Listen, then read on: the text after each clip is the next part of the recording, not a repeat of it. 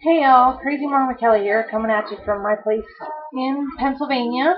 And I'd first like to start off by saying happy midsummer solstice to everybody out there. Um, Hopefully you're enjoying yourself and have a good time today. What I just said on the last video was what I was going to discuss for this video. On the table is the discussion zombies, zombie apocalypse. Did it really happen or not?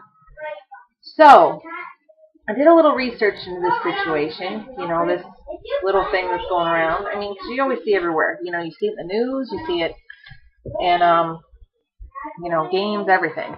Movies, there's huge zombie genre movies, like I'm sure everybody's seen them. Which is kind of cool because one of the zombie films, the first one, I think, Night of the Living Dead, was actually filmed in Pennsylvania, which is really cool. But, I'm getting off base here. I researched into this. You can Google it. It's I think the website's called Cracked or whatever, but they came up with Cracked. It's called the Zombie Threat Attack Status. They came up with 5 scientific reasons why a zombie apocalypse could actually happen, which is kind of weird, but hear me out, people. They said one of the number one things is nanobots. Yes, people, them little things that they put in computers and cell phones or whatever, they said that somehow they could, screw up and get in your head somehow or another and just take control of your brain and turn you into a drooly, walking, moaning zombie. They said this is the most likely to happen. So that's the highest one so far, they said. The next one down the list is called neurogenesis. That's number 2. Neurogenesis, I guess, would have to do with stem cell research. You hear that, regrowing dead parts of brain, human brain. They've been playing around with this for a while, and they've called it, let me see here. They're calling it reanimation research. Yes, bringing people back from the dead, or organs back from the dead. So they put that threat, as moderate or severe, So there you go. Now there's another one. It's not really out there yet, but who's to say some weird, crazy, mad scientist with a vendetta won't go out and create it for weapons research, whatever. It's called the real rage virus. And I guess, if they tweak it up a little bit, it can take control of your brain, and then there you go. You could be a killing machine, raging killing machine, just not caring what you're doing, just go after it, right? Okay, just think about mad cow disease and stuff like that, but in human form. And then there's the next one. This one's kind of interesting to me because it's been going on for centuries anyways. It's down in Haiti. It's called neurotoxins. I guess you take different chemicals and you mix them all together and you can become zombify a person. I normally don't suggest that because it can, you're not going to get the result that the Hollywood spooks have out there about people walking around craving brains and wanting to eat their brains. But you will have this person and be very submissive, and they're slaves generally. And Haitian voodoo priests have been doing this for centuries. I mean, they even have a documented case of one such thing. I guess the toxins in this, one of the things that they use, I think, is a blowfish.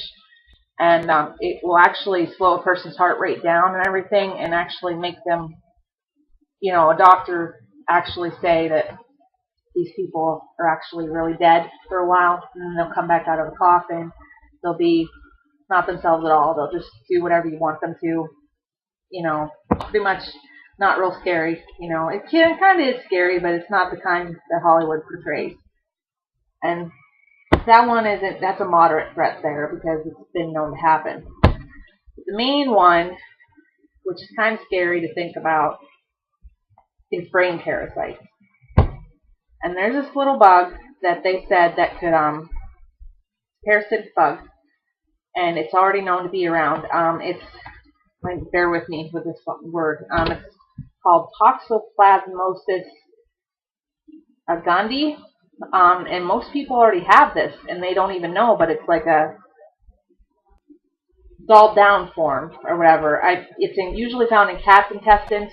That's usually why they tell women not to change cat litter boxes when they're pregnant and everything, because they can contract this from their cats.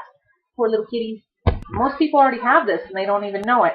Who's to say this won't get beefed up, evolve and become a more very, very, very destructive, brain parasite that can pretty much shut down your brain, certain parts of your brain, and make you do whatever you want, Then there you go, zombie apocalypse. But that's at moderate threat also. So, there you have it. There's 5 scientific reasons why that a zombie apocalypse could take place. Those are the 5 things. Nanobots, neurogenesis, the real rage virus, neurotoxins, or a brain parasite. Those are the 5 reasons. And it's kind of interesting about this, too, because even the military and the CDC are actually kind of taking this kind of out there. They're actually, considering this, which is kind of weird, but it's out there.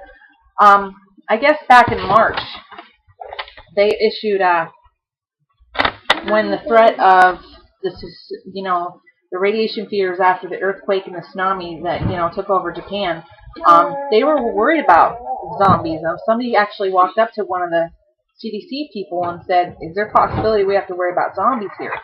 Because they weren't sure how the radiation would affect the people, But,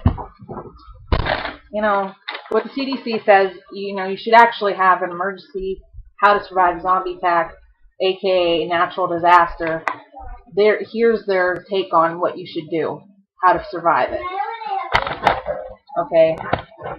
When it comes all down to this, you should prepare. Just prepare. You should have a real emergency kit in your house at all times. Maybe possibly even in your car if you're on the go a lot. Next thing you would gather is water, food, and other supplies to get you through the 72-hour period usually until you can find out what's going on with everything that's going around in each area or around the country, or else if you can get to a refugee camp or whatnot. Just as supplies to get you through. Number 3 would be medication, duct tape. Everybody loves duct tape. Yay! And a battery-operated radio, which is good to have because, if chaos all breaks out, you might not have electricity, so you're going to need to hear what's going on, so you're going to have a battery-operated radio. Okay. The next, they go on to say, another thing would be clothes, copies of important documents, and aid supplies. Okay, and once you have all your kits together and ready and stored somewhere where you know where it's always going to be, just don't forget where you put it, because I have a bad habit of doing that. It's scary. It says you should sit down with all your family members and decide on a plan where you guys would meet up, which family members you would call to see what's going on. Definitely, this would be a good idea, definitely, in case you see zombies, coming at your door, going like, But that's what the thing is. So, that's our take on zombie apocalypse. I want you to have a wonderful day, and make sure you keep away from them zombies. Blessed be. Alright, take care. Bye.